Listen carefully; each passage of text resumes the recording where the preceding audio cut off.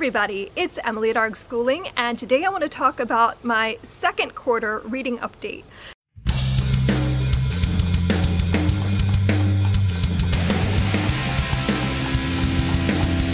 Technically, you could count the mid-year book freakout tag for this, but there's stuff I didn't mention in that, so I wanted to do that here. So, since I kind of started a format for this, I wanted to do it again the same way. So, I read in April, May, and June 43 books, and we're going to do a genre breakdown. So I read 12 horror novels. That's been my most read category so far, and I think that's really interesting because it used to be historical fiction, and I still do read a lot of that, but I feel like there's been a shift in my reading, and I definitely have read more horror.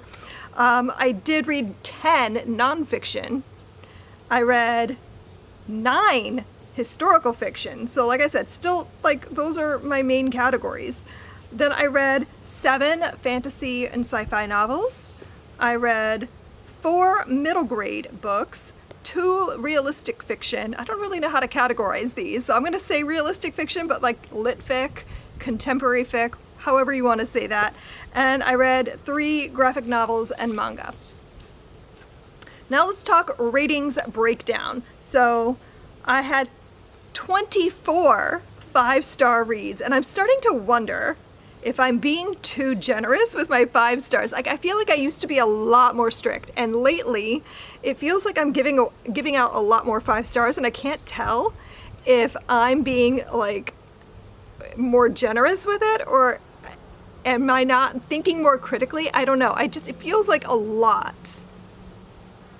And I'm wondering now if I'm rating too soon. Maybe I should take a couple of days before I rate a book and see if I still feel like it's a 5. I don't know. Thoughts that I've been having. I've had 13 4 stars, 5 3 stars, and I had 1 2-star read. Let's talk favorite books. I have 6 books that I would consider the best things that I've read in this quarter. We're going to start with Sunrise on the Reaping. This is absolutely going to be in my top 10 at the end of the year because this is exactly what I wanted to read when I wanted to read it. And that happens so rarely, I feel. I don't know. I find, especially when I'm very stressed out and I have a lot of anxiety, which I have been for a while, I find it really hard to get myself invested in a book because I'm so caught up with whatever's in my head that I can't fully immerse. So having Sunrise on the Reaping be so immersive of an experience, I felt like I was in it with them, and so that was exactly what I needed. Next up is Witchcraft for Wayward Girls. Again, was finally able to really invest in a story.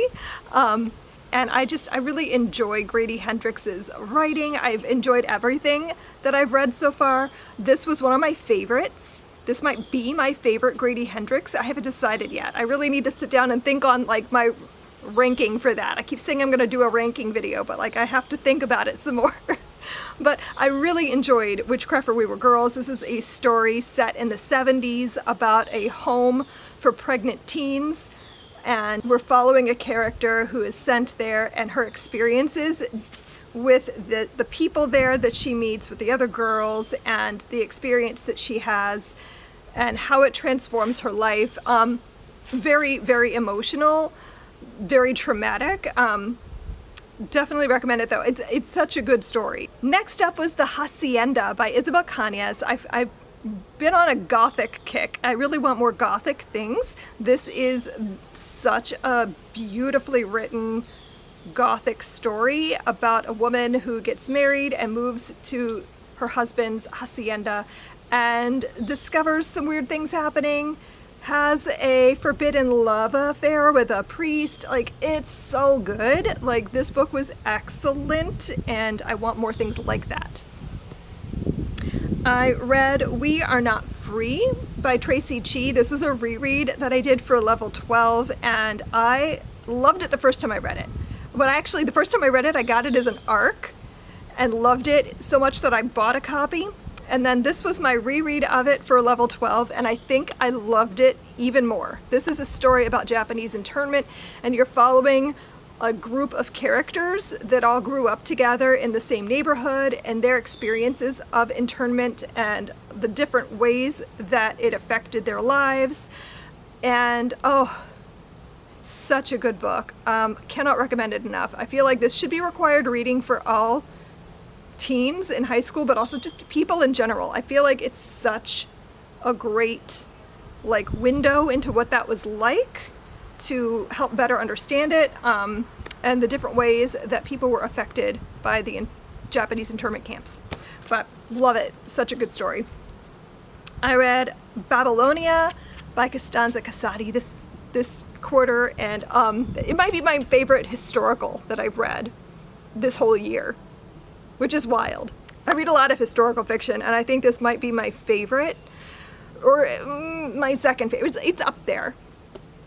But this was a story about a woman ruler in Mesopotamia, and it's such a great read because, one, it's so hard, I think, for historical fiction in that time period to feel right. It usually feels too modern, and I loved that this felt very much like what it was supposed to. Like, it felt like they weren't modern day people just thrust into that atmosphere and that time and place. Like, they were authentically Mesopotamian, which is like such a weird thing to say because how do I know? but it felt right. The characters in the story were so richly developed, and again, super immersive story. I felt very much like I was able to really invest in the story and the characters and really like just sink my teeth into it, and really had a good time reading it. And it's also like such a gorgeous book, like maybe one of the most beautiful books I own. And then finally, When the Wolf Comes Home. You knew Nat Cassidy was going to show up here, right? Like, I just told you guys this is my favorite book of the year. I don't know if anything will top it. It's such a good story about childhood trauma and the way imagination works.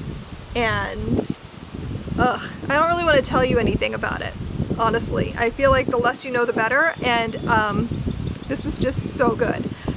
He does a great job writing about trauma. Like, his trauma horror is so good. So anyway, loved all of those. My least favorite books, I only have 3, and I don't want to spend a lot of time talking about them, but I'll say The Summer I Ate the Rich, and I'm not going to remember anything about this book, I'm so sorry.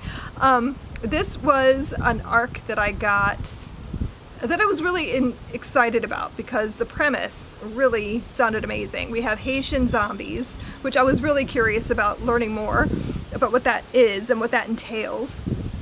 And for that part of the story, the part about that and the immigrant experience and the parts about her family that was still in Haiti and why she and her mother came to America from Haiti, that I loved.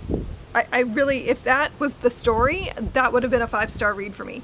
I did not enjoy, though, that the actual parts about zombie stuff, the parts about the cannibalism that I was set up for, the eating the rich stuff, kind of felt like a letdown.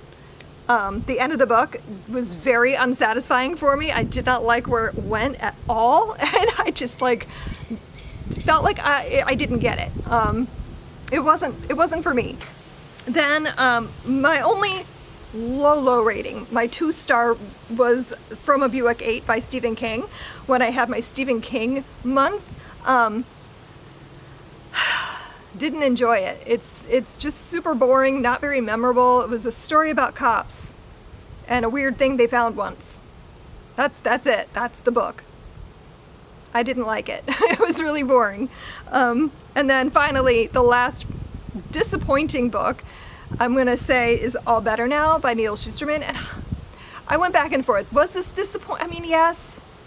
I wanted it to be better. I had really high hopes. And I think that's on me I want everything he writes to be as good as The Ark of the Scythe, and maybe that's too high an expectation, I don't know.